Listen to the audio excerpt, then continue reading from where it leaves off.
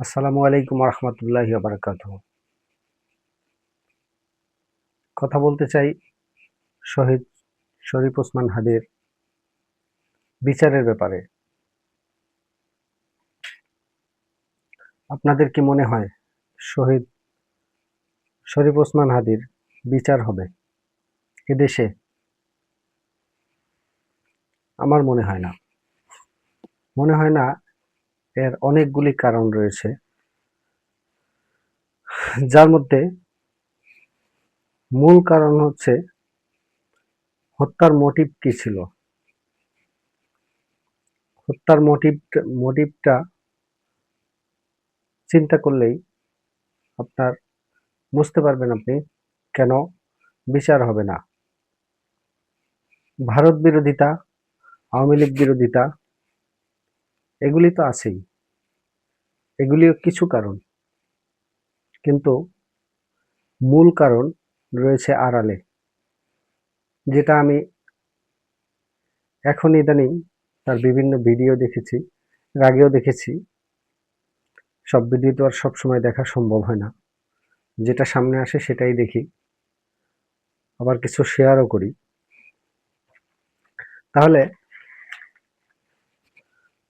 সবচেয়ে বড় কারণ যদি বলি, সেটা হচ্ছে ওসমান হাদি রাজনীতিটাকে খুব বেশি খোলাসা করে ফেলেছিলেন। তিনি পলিটিক্যাল সিন্ডিকেট, যেটাকে আমরা আরো সহজ ভাষায় বোঝার জন্য যদি বলি গোমর, যেমন ব্যবসায় কিছু গোমর থাকে, ঠিক তেমনি রাজনীতিতেও অনেক গোমর রয়েছে, যেগুলি তিনি পাবলিক করে ফেলছিলেন। এটাই হতে পারে তার হত্যাকাণ্ডের মোটিভ। কারণ আমি এটা বোঝার পিছনে আরো একটা বড় কারণ আছে, সেটা হচ্ছে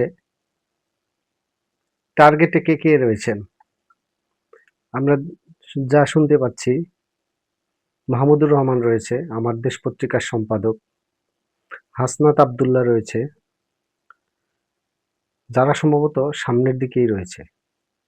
সরকার যাদেরকে প্রোটোকল দিতে চেয়েছে, হাসনাত আবদুল্লাহ নিয়েছেন কিনা জানি না, কিন্তু মাহমুদুর রহমান না করে দিয়েছেন। তিনি প্রোটোকল নেবেন না। তাকে সম্ভবত গানম্যান দিতে চেয়েছিলেন সরকার, নেবেন না।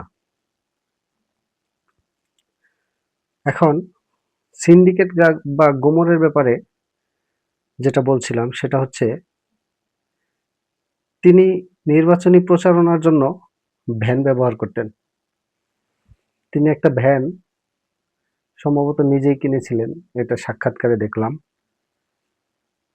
ভ্যান ব্যবহার করতেন তিনি নির্বাচনী প্রচারণার জন্য।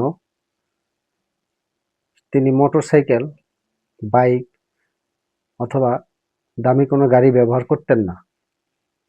হয়তো তার ছিল না, এটা একটা কারণ, কিন্তু তিনি এটা করে মানুষের অনেক কাছে যেতে পেরেছিলেন, যেটা গতানুগতিক রাজনীতিবিদদের পক্ষে কোনোভাবেই সম্ভব নয়। এরপরে নির্বাচনে টাকা পয়সা ব্যবহারের ব্যাপারে, টাকা পয়সা আর্থিক লেনদেনের ব্যাপারে তিনি প্রকাশ্যেই কিছু লেনদেন করেছেন এবং তা পাবলিক করেছেন। একদম পাই টু পাই হিসাব তিনি পাবলিকলি বলেছেন। এটাও গতানুগতিক রাজনীতিবিদের পক্ষে দেয়া সম্ভব নয়। এরপরে ভোট চাওয়ার জন্য তিনি গণসংযোগ, যেটাকে বলে, মানুষ জড়ো করে, অনেক মানুষ এক জায়গা করে ভোট চাওয়ার যে ব্যাপারটা, সেটাও তিনি এড়িয়ে চলতেন। তিনি 4-5 জন মিলে ভোট চাইতে গেলেও যার কাছে ভোট চাইবেন তার কাছে শহীদ ওসমান হাদি নিজেই যেতেন। কোনো দোকানে ঢুকলেন, সে একা ঢুকতেন, আর কেউ ঢুকতো না। কারণ দোকানদারের হয়তো বেচা কেনার ক্ষতি হতে পারে। মসজিদের সামনে আমরা দেখেছি ভোট চাইতে, তিনি একাই ভোট চাইতেন, তার সাথে লোকজন দূরে দাঁড়া করাইতেন। কারণ মসজিদের সামনে এমনিতেই লোকজনের ভিড় একটু বেশি থাকে, আরো যদি তারা 4-5 জন 7 জন 10 জন যদি দাঁড়ায়, তাহলে জায়গাটা আরো ভিড় বেশি হবে বা মানুষের অসুবিধা হবে। তো এইগুলি জিনিস করে তিনি মানুষের অনেক কাছে চলে গিয়েছিলেন। আর এগুলি কোনোদিনও কোনো রাজনীতিবিদ এত ভালো সরি এত ভালোভাবে করতে পারে নাই। এটাও একটা কারণ, অন্যতম একটা কারণ। তাহলে যদি এগুলি কারণ হয়, তাহলে কিভাবে তার বিচার হবে? তার বিচার না হওয়ার পিছনে আপনি দেখেন, তার বিচারকে ব্যাহত করার জন্য বিভিন্নভাবে অপতথ্য ছড়ানো হচ্ছে। বলা হচ্ছে তার খুনি দেশে নেই, ভারতে গেছে, ভারত থেকে সেলফি পাঠাচ্ছে, ভিডিও পাঠাচ্ছে, এরকম কিছু কথা বলা হচ্ছে। কিন্তু আমার ধারণা খুনি দেশেই আছে, খুনি দেশেই আছে।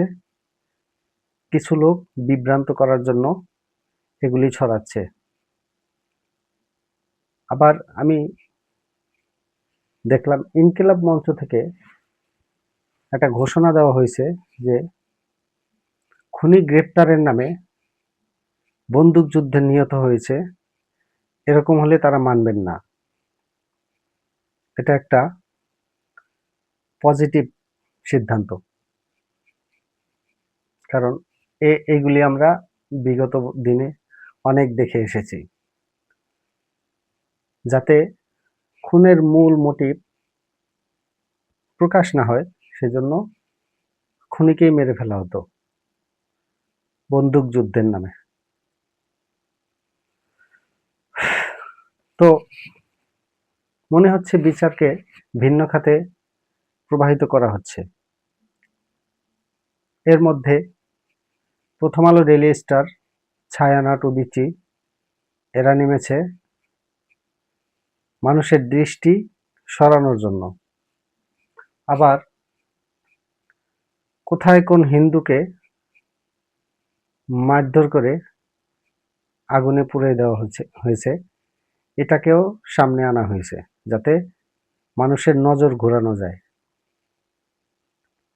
তার মানে হিন্দু কার্ড খেলা হচ্ছে, এরপরে হচ্ছে মবের কার্ড খেলা হচ্ছে।